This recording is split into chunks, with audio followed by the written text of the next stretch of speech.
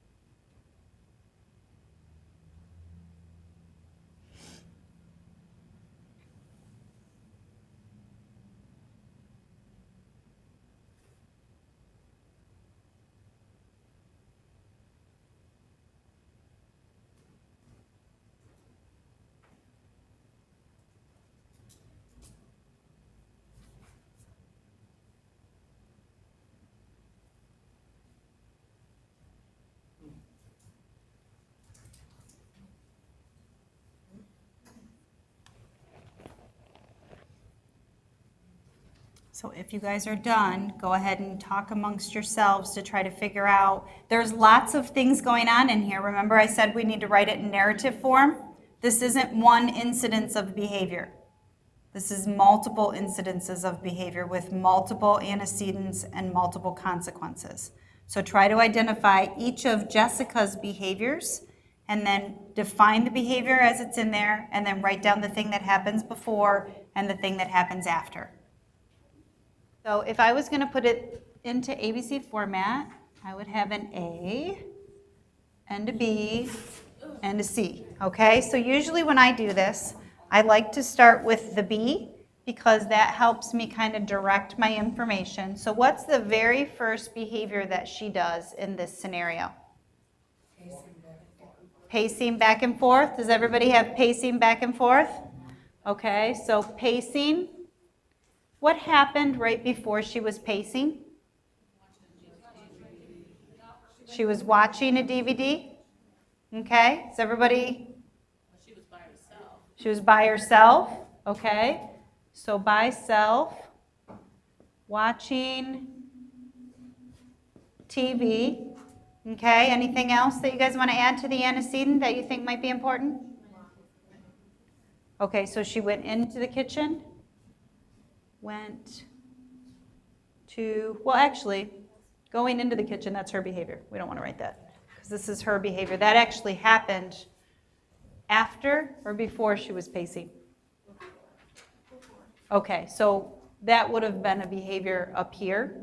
So she was doing these things. Mom was making dinner. Mom was making dinner. Mom making dinner. Okay, so let's think about what happened after pacing. Oh, Mom is. She started to cry. So that's her behavior. So if she cried, that's her next behavior down here. What happened after pacing? Okay, so Mom said, "What do you want?" Okay, so this is the first one. Do we agree that she was kind of by herself? She was watching TV. Mom was making dinner. There was really nothing going on for her, right? She was just kind of hanging out. And then she came into the kitchen and she's pacing back and forth. And then based on that, her mom notices her pacing back and forth and she goes, "Oh, well, what do you want?" And that's the first interaction. Is the second behavior crying? Is that the very next thing that Jessica does? No, she didn't respond. Okay, so her mother says, "What do you want?" And then Jessica did not respond, but instead she started to cry. So her next behavior is crying. Okay, so what happened right before she cried? Okay, but okay, those are not, she didn't do that before she cried. The previous consequence, right. Mom says, "What do you want?" So this is actually the antecedent for the next behavior here, which is crying. Okay, so that can happen. The consequence can also trigger another behavior. Okay, so her mom says, "What do you want?" She starts to cry, and then what? What's the next thing that happens after she started to cry? So what was the interaction?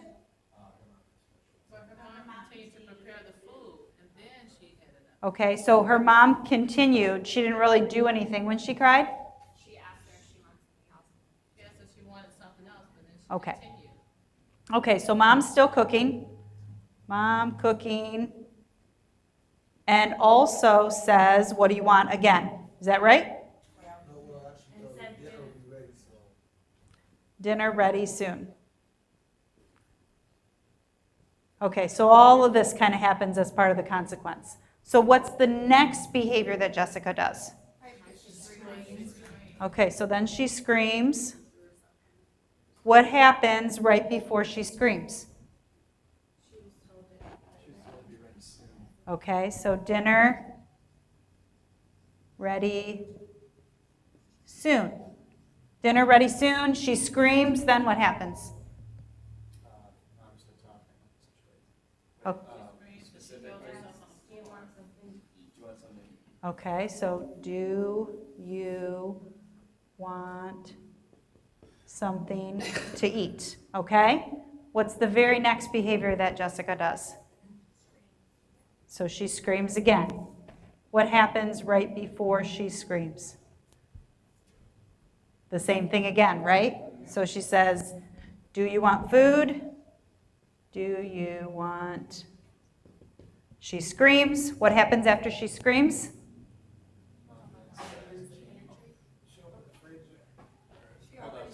Chips. Okay, offers chips. All right. What's the next thing that Jessica does? So she screams again. What happens right before she screams? Chips. Okay, so we have chips, screams, then what? Offers apple and juice? No. Just apple. And then after the apple, does she scream again? Yeah. Okay, so she screams again with the apple. And then after she screams when the apple's offered, then what? Okay, so then she's given juice. Then what happens? Okay, so screaming goes down when she's offered juice. Then what? Want juice. And then what?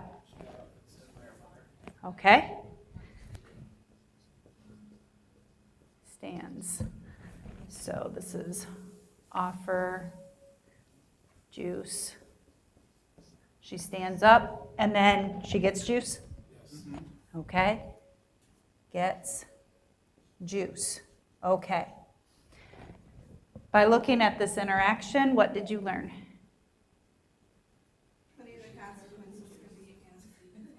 The consequences can also be antecedents, because you can see how her behavior gets triggered by the thing that follows the last behavior, so that's important. What else did you learn?